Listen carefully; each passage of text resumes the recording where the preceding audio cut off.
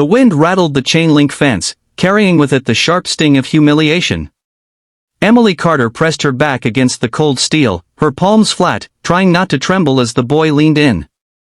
His fist was tight around the collar of her green hoodie.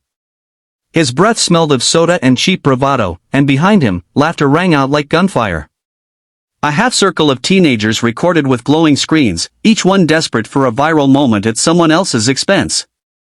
Emily's heart pounded, her throat closed, but she refused to scream. Silence had always been her shield, but here, in this prison of mocking eyes, it felt like surrender. She blinked back tears, praying the ground would open and swallow her whole. They didn't know who her mother was. They thought she was just another shy girl with a tired single mom. They thought she was easy prey. But they were wrong. Her mother, Sarah Carter, was once a Green Beret sniper. She had stalked enemies through deserts and jungles, waited motionless for hours with her finger on the trigger, and survived wars that had broken men twice her size. She had left the battlefield behind to give Emily a life of peace, but the war she had fought for so long had followed her home, hiding in the cruel laughter of teenagers who thought power was found in breaking someone weaker. And this time, Sarah wasn't going to let the enemy win. Before I carry you deeper into this story, I want to take a moment to invite you, if you believe in stories that grip the heart and soul, stories of strength, sacrifice, and survival, to subscribe to Soul Touch Stories. Every story here is crafted to touch your spirit and leave you thinking long after it ends. If you don't want to miss more powerful journeys like this one, hit that subscribe button and become part of our community. Sarah first noticed something was wrong weeks earlier. Emily, once talkative about her books and drawings, had grown quiet. She lingered in her room, skipped dinner, and her laughter, once so easy, had gone silent. Then came the bruises, faint but undeniable. When Sarah asked, Emily brushed them off. "I tripped.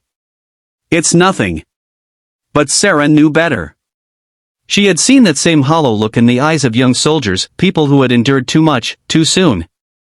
At first, she tried the normal route. Calls to the school, meetings with teachers, the endless shuffle of polite concern. But bureaucracy is a fortress built of excuses. Kids will be kids, they said. Bullying happens.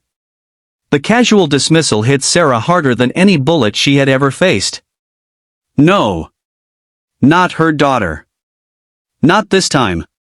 She tried to suppress the part of herself that the army had trained to analyze, to prepare, to neutralize threats. But motherhood was its own battlefield, and the enemy was already inside the walls. The breaking point came when she heard Emily crying late one night. Sarah stood outside her daughter's bedroom door, listening as muffled sobs shook the girl who had always tried to stay strong. She wanted to burst in, to hold her, but something inside her told her to wait. The enemy had revealed itself, and now it was time to fight back. The next day, Sarah walked Emily to school. The girl's head was bowed, her small hands clutching her backpack straps. When Sarah parked the car, she reached over, her hand rough from years of service covering Emily's trembling fingers. "You don't have to be afraid anymore," she whispered. As they stepped out, Sarah spotted the group of boys lingering near the fence. She walked directly toward them. She didn't shout. She didn't raise her fists. She just stood, her posture a perfect echo of the battlefield stance she had once held, calm, poised, lethal in its quiet. The leader of the group, a broad-shouldered boy with a smirk, puffed out his chest. But when Sarah's eyes met his smirk faltered. She didn't speak like a teacher or a parent. She spoke like someone who had stared down death and won. "Pick someone your own size," she said, her voice low and sharp. For the first time, the bullies hesitated. Word spread through the school like wildfire. Emily's mom wasn't just strict. She was dangerous. Rumors bloomed, she was military, she was a sniper, she had killed men. Teenagers exaggerate, but in this case, the truth was more terrifying than the lies. Emily, however, felt conflicted. At school, she was suddenly the girl with the scary mom. At home, she was embarrassed by the whispers, the jokes. But Sarah didn't care about rumors. She cared about the hollow look leaving her daughter's eyes. She cared about rebuilding her spirit.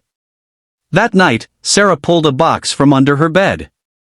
Inside were medals, folded letters, and photos that Emily had never seen. Sarah laid them gently on the kitchen table. "This is who I was," she said softly. "And now, I'm going to teach you to be stronger than them." Training didn't begin with weapons or violence. It began with breath, with balance, with discipline. Push-ups until Emily's arms quivered. Runs through the neighborhood until her lungs burned. Sarah wasn't training her daughter to fight bullies. She was training her to fight fear itself. At first, Emily resisted. She groaned, stumbled, even cried. But Sarah's steady voice carried her through. Pain is temporary. Courage is forever. Slowly, Emily grew stronger. Her shoulders straightened. Her eyes sharpened. She learned how to ground herself, how to anticipate, how to use someone's strength against them. But Sarah also taught her something deeper: mercy. Strength isn't about breaking others, she told Emily one night as they practiced in the dim light of the living room. It's about knowing you don't have to. Weeks passed. And then came the day when training met reality. It was raining, the sky heavy and gray. Emily walked through the schoolyard, her hood pulled low. The bullies emerged, laughter already spilling from their mouths. The leader shoved her shoulder. "What's wrong, sniper's kid? Gonna cry?" Emily's pulse raced, but her mother's voice echoed in her mind. She stood tall. "Try it again," she said, her voice calm, steady. The boy lunged. In one swift move, Emily sidestepped, using his own weight against him. He hit the ground hard, gasping for air. The circle of kids froze, unsure whether to laugh or run.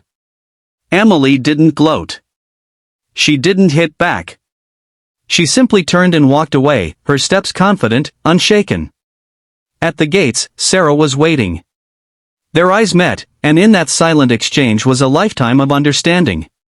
Before I close this story, if you felt the tension, the sacrifice, and the transformation of Emily and Sarah, I'd love for you to support Soul Touch Stories.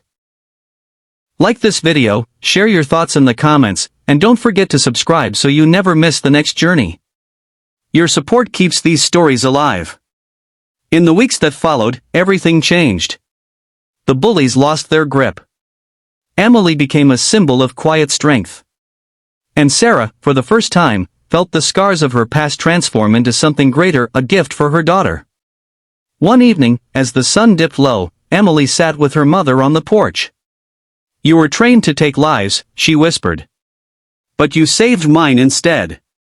Sarah's throat tightened. She looked out at the fading horizon and replied, "The strongest battles aren't fought out there. They're fought in here." She placed a hand gently on her daughter's chest. "And the greatest victory is protecting the ones we love." The world moved on. The whispers faded. But one truth remained: sometimes the fiercest warriors aren't the ones on the front lines of war. Sometimes they are mothers, quietly carrying scars, who teach their children that courage isn't about fighting, it's about standing tall when the world tries to break you. And in that lesson, Emily Carter found a strength no bully could ever touch. Because the sharpest sniper's bullet isn't the one that ends a life, it's the one that shatters fear forever.